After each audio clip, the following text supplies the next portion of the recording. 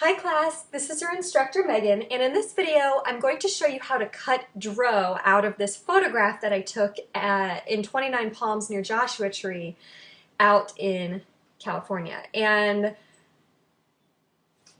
what I want to express here is that cutouts typically are not done using just one technique. Sometimes they are, but a lot of times when you do a cutout, you're going to use different techniques for selections. So this week you're watching all of your tutorials on lynda.com, and I use the lynda.com tutorials because I think they're simple to follow, they're easy to access, you'll continue having access to that site after this class, and I think it's a great skill to have to get used to learning from those kinds of tutorials.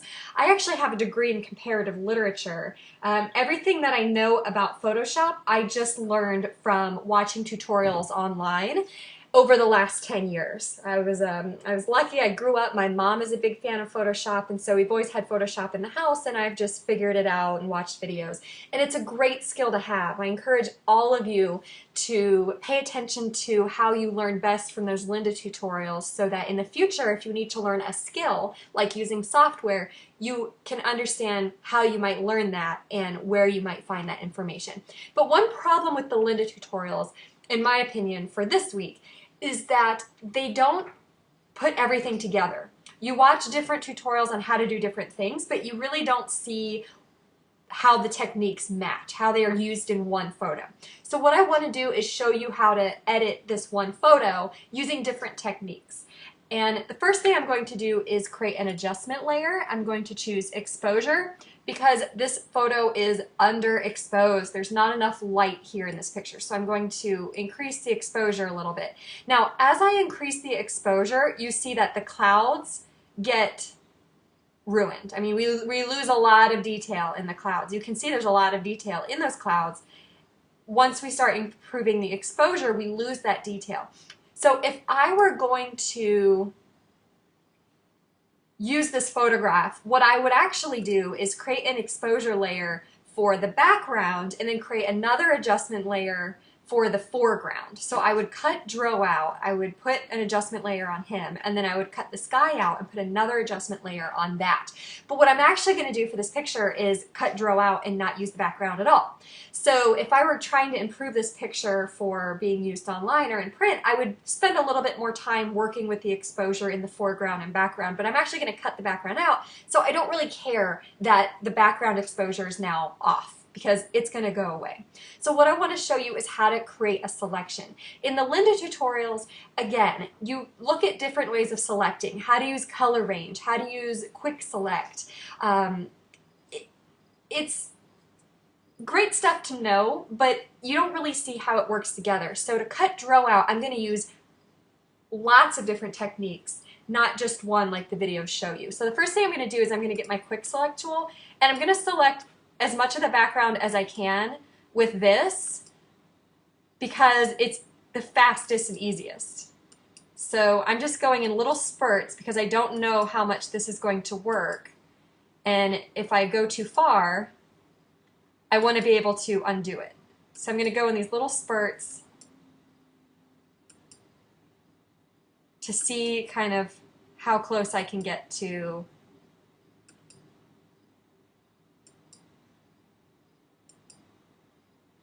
these rocks. And I can actually get pretty close. So I can get these. Okay, so it's getting close, but it's not perfect. You see I have a little piece here that's not quite right. It's actually pretty good. This needs to go. I don't know if I can grab that. Can I do that? Nope, too much. So I'm going to Apple Z. So I need to get rid of this. I think I need to zoom in. And this right here. And you can see Dro's hair is a little bit off as well. So I have my selection. What I'm going to do is change into quick mask. So what I've selected will be highlighted in red, and I'm going to look for areas that are problematic. So I can already tell there's some areas that are not quite right. You can see some of Dro's pant leg is not selected and should be. Some of this rock is not selected and should be. This is selected but should not be. So now I'm going to use some different techniques. One thing that I'm going to do is use the pen tool, And the pen tool is going to allow me to sort of trace along these paths, not paths, trace along these shapes and create a path. And then if I move to paths here, I'm going to select the little marching ants, and I can delete that from my quick select. So everything highlighted in red is what I have selected. It's just a different way of looking at selections. You learned in the videos about the marching ants. Well, changing to red is just another way of showing the selection. Instead of marching ants going around what I'm cutting out, now what I'm cutting out is in red. And I can edit this red in order to select more or less. And you can see I can even get a brush in here and like paint over some of this. So if I need to get this rock in here, I can paint over the rock and add it in. I can paint over this pant leg a little bit. I can get this belt loop in here. Now, I'm not very precise with the paintbrush, so I don't really like to use it too much to add stuff in because the edges get kind of wonky. I don't have a steady enough hand. So there's going to be some areas where I'm going to switch out of the brush. I can even use the eraser tool to get rid of some areas that are selected. Oops, my opacity is way down for some reason. That shouldn't be. Okay, so now I'm just going to look around and see what else needs to happen. So this down here looks like it needs to go. I'm going to switch to my pen tool, and I'm going to try my best to just follow along. Now, the great thing is that these are rocks, so if I'm not perfect, it's not so much of a big deal. Delete. There we go. And let's see what else. Everything looks pretty good over here. There's a little bit of rock here that I need to add.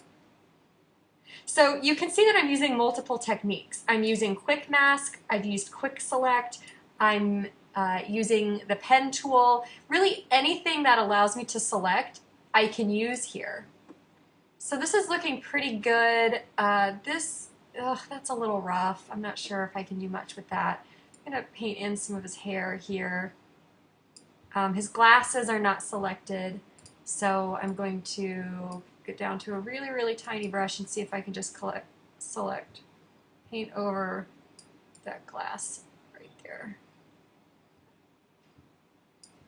And we're going to zoom in. I'm having a hard time seeing that. I can go a little bit bigger on the brush, I think.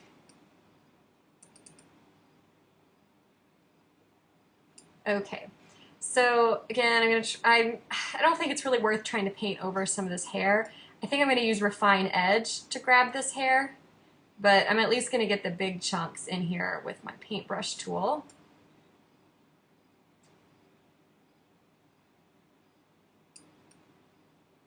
And again, if I mess up, I can just press Apple Z, or I can go to my history here. I'm sorry, I clicked off. Let's get back. There we go. Now, you can press spacebar and it will turn your cursor into a little hand that will allow you to move this picture around, but it doesn't work on some Macs. There's some background software that runs on Macs that can ruin that spacebar. Okay, so now I'm going to click out of Quick Mask, and you'll see I'm back to Marching Ants. So I can take a look at this using Marching Ants and see if there's anything that needs to change. This right here is problematic. So I'm going to take my eraser, and I'm going to sort of just get rid of that. And that looks a lot better. This here too is a little bit off, so I'm going to use a smaller eraser to deal with that. Okay. Everything else looks pretty good. Again, these rocks don't really have to be perfect because they're rocks. It's going to be, I don't think the viewer's going to really know if there's a rock that's cut off or anything like that. So I'm going to zoom out and take a look at what I see here. And it looks pretty good. I'm going to click on my quick select, and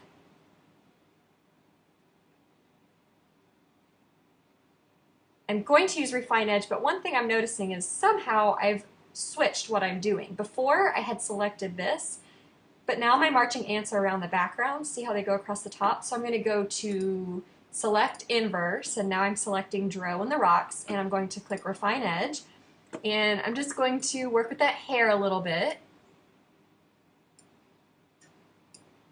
There we go. I'm going to refine this edge a little bit too, because I thought that edge was a little bit sharp. Okay, so you can see how I'm using multiple techniques here. And now I'm going to go to layers. I'm going to make a copy of the background. Not sure what I clicked. I'm going to delete the one that's locked. And now I'm going to inverse, so select inverse and delete, and that's going to give me a clear background on Dro and the rocks.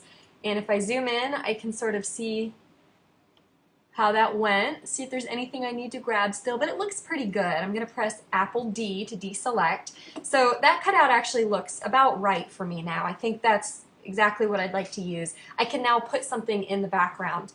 But what I wanted you to see is how you might use multiple tools to select. I didn't just use the quick select. I didn't just use quick mask. I didn't just use the pen tool. I didn't just use the paintbrush and the eraser. I used a combination of all of those things to get this looking really good.